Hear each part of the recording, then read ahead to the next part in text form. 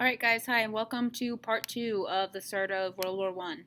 So remember, we just finished talking about the main causes of World War One, and that's just a way to remember some of the things leading to conflict. These concepts again were militarism, or the building up of your militaries, also like a heightened paranoia. Right, because if everyone's building up their military, are we going to go to a war? Remember, alliances leads to this being a world war instead of just a small war between two countries. Imperialism, remember, means a country trying to take over another country or exert its power over another country. And what ends up happening is some of these powerful countries end up fighting over the same places.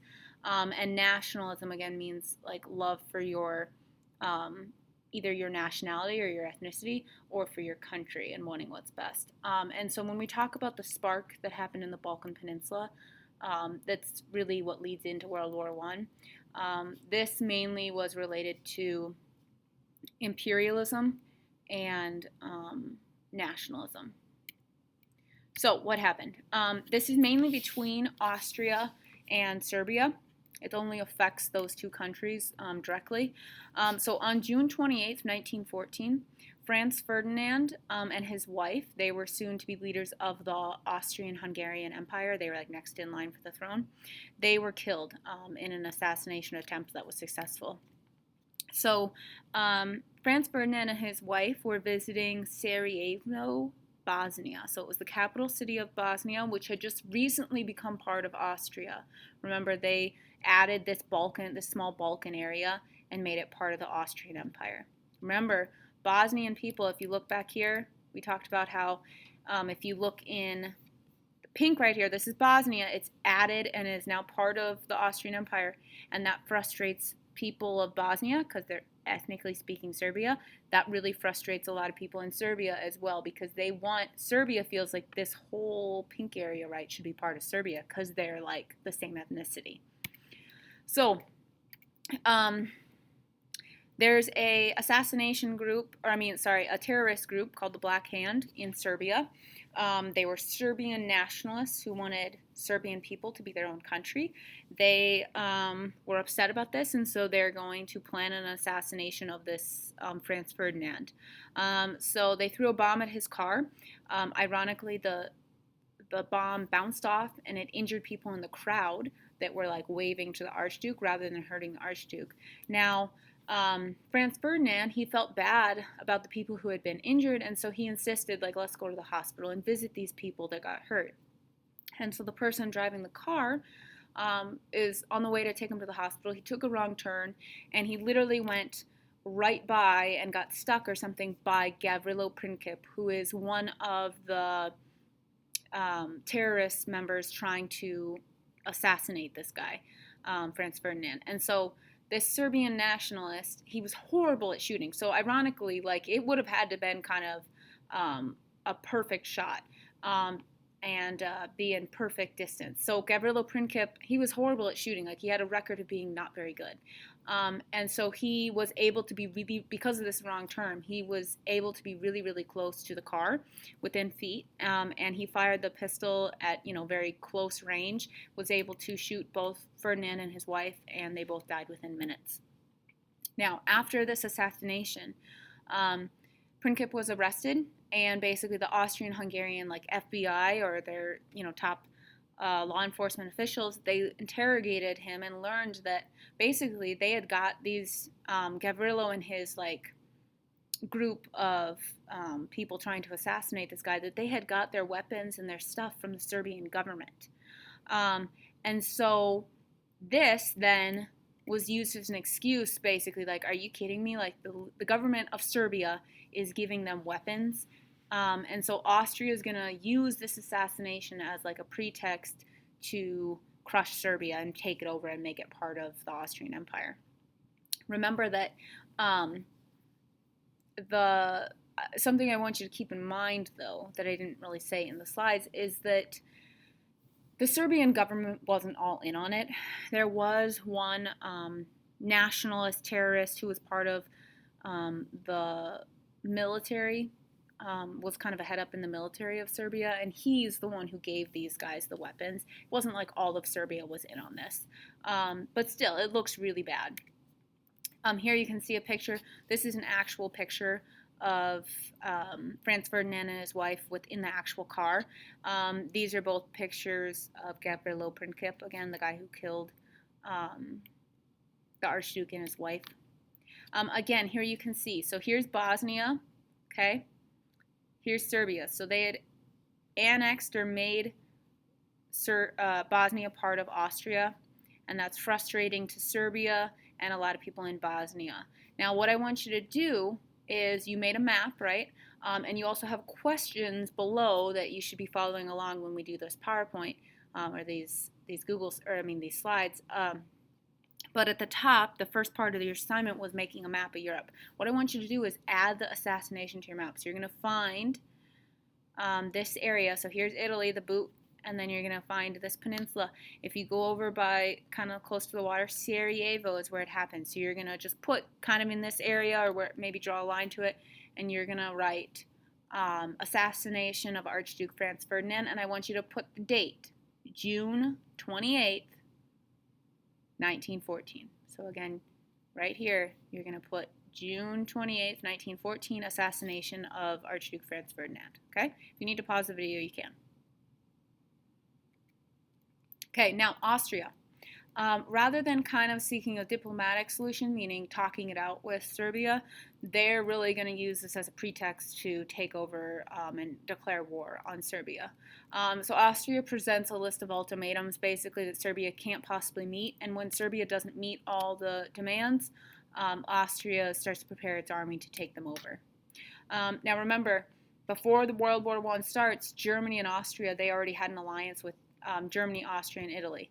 And so Germany says, hey, no matter what happens, Austria, I got your back. Partly because Germany was already having conflict with Russia, and Austria was already having conflict with Russia. And so Germany basically believes the war is going to happen anyway. So Italy, though, doesn't follow through with their alliance, and they break their triple alliance, because Italy was also supposed to back up Austria, and they didn't. So on July 28th, 1914, Austria declared war on Serbia. Russia then comes to the aid of Serbia and says, like, well, I'll protect you. And so now Russia is going to be involved as well. And so Russia declares war, starts to get its military ready to declare war on Austria. Then Germany has to declare war on both Russia and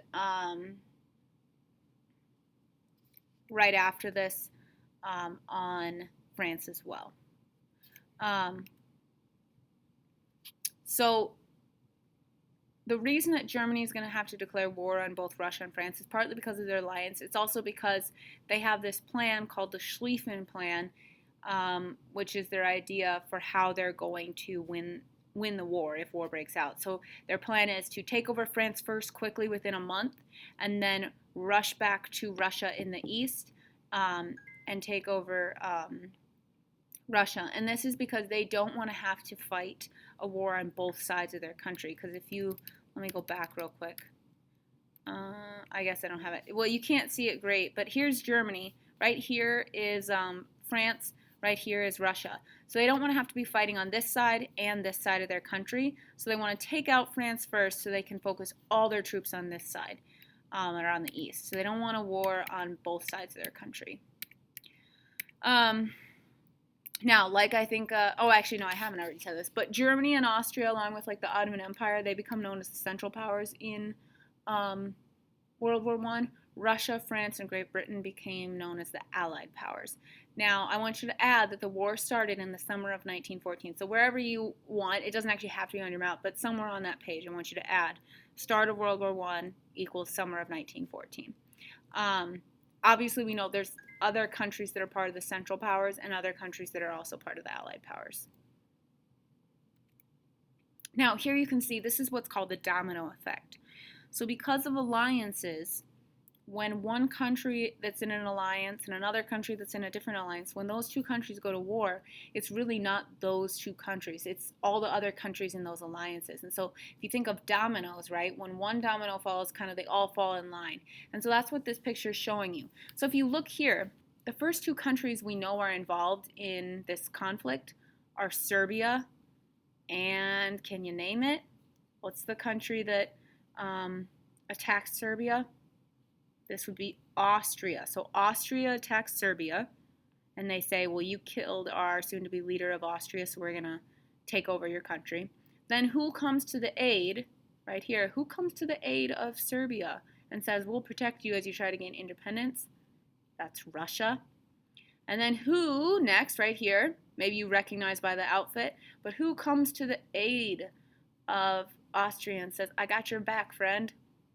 This would be this would be Germany. And then the last two here is France and Great Britain.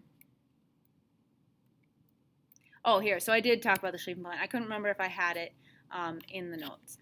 So the Schlieffen Plan was this German strategy for war. So if war started, this was Germany's plan, how they were going to win a war. So again, you can see that countries are paranoid if they're creating war plans way before the war even starts. So this was created in the 1890s by a German general. And again, Germany's greatest fear was having a war on both sides of their country or on two fronts.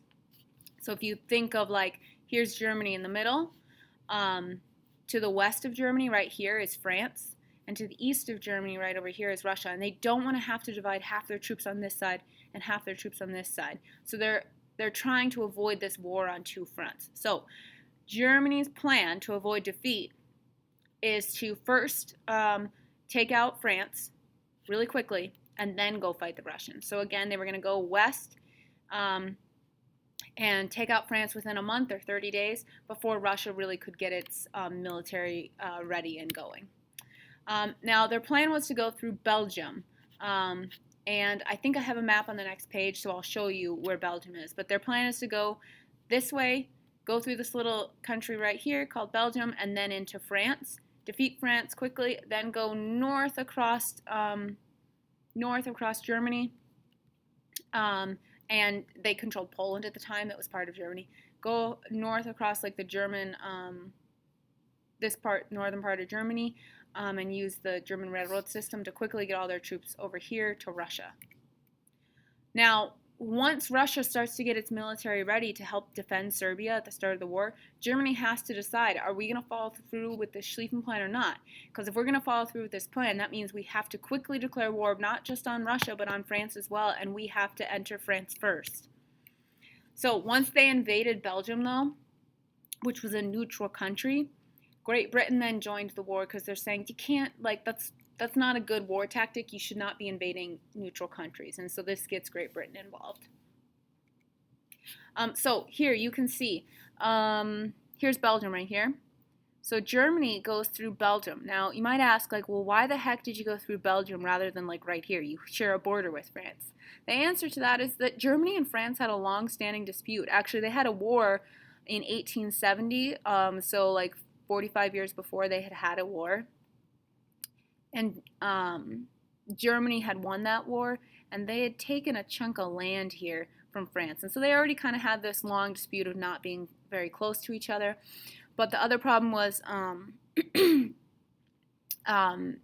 because of that long dispute, right, there's going to be lots of troops on both sides, of both German troops here and French troops here. So it makes more sense to have the element of surprise if Germany goes through here. One, because they can get through the border of both German-Belgium border and Belgium-France or French border. They can get through easier.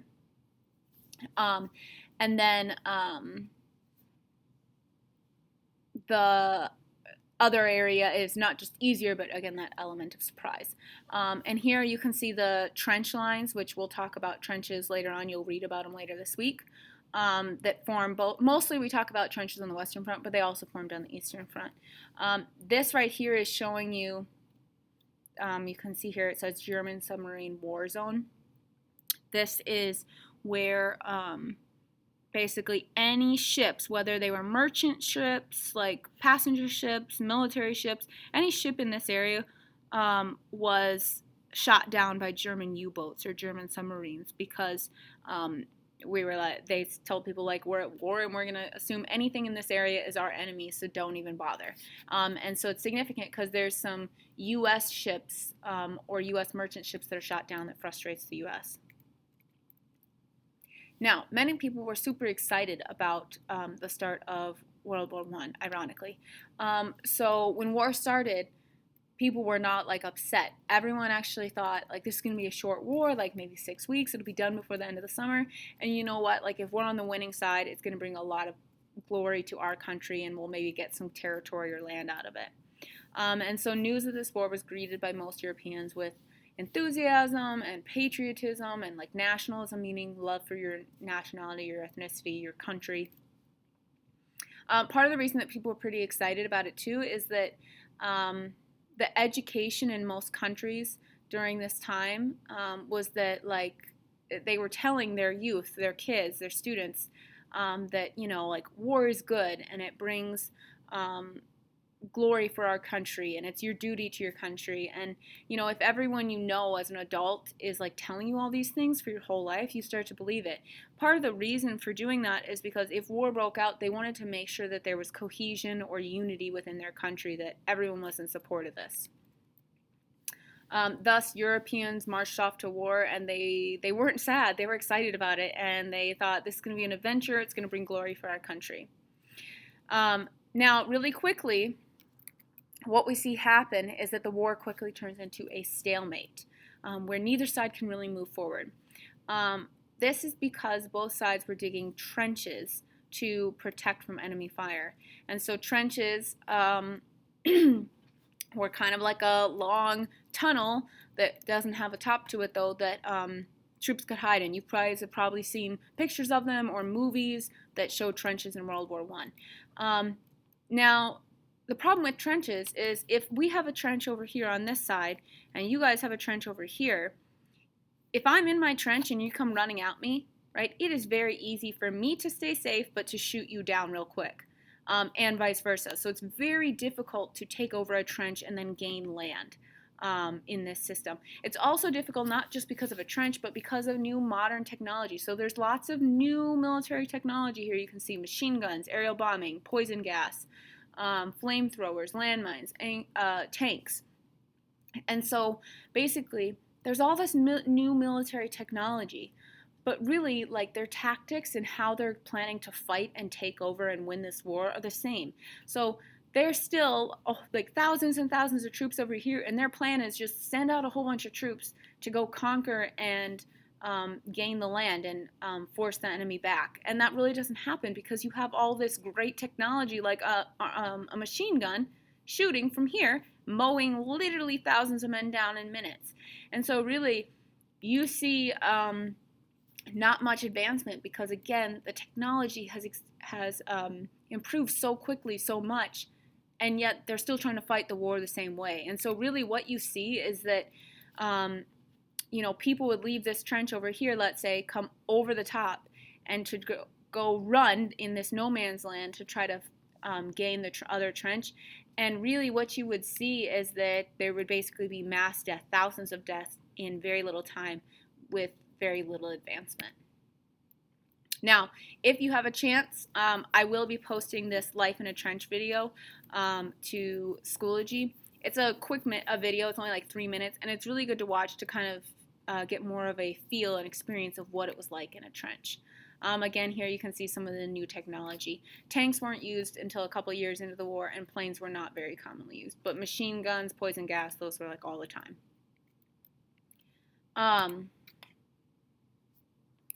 just going to see how much I have left real quick. We're going to pause there actually real quick. And I will do a part 3. It'll take about 10 more minutes to do part 3, and then you will be done with today, or with the slides for today.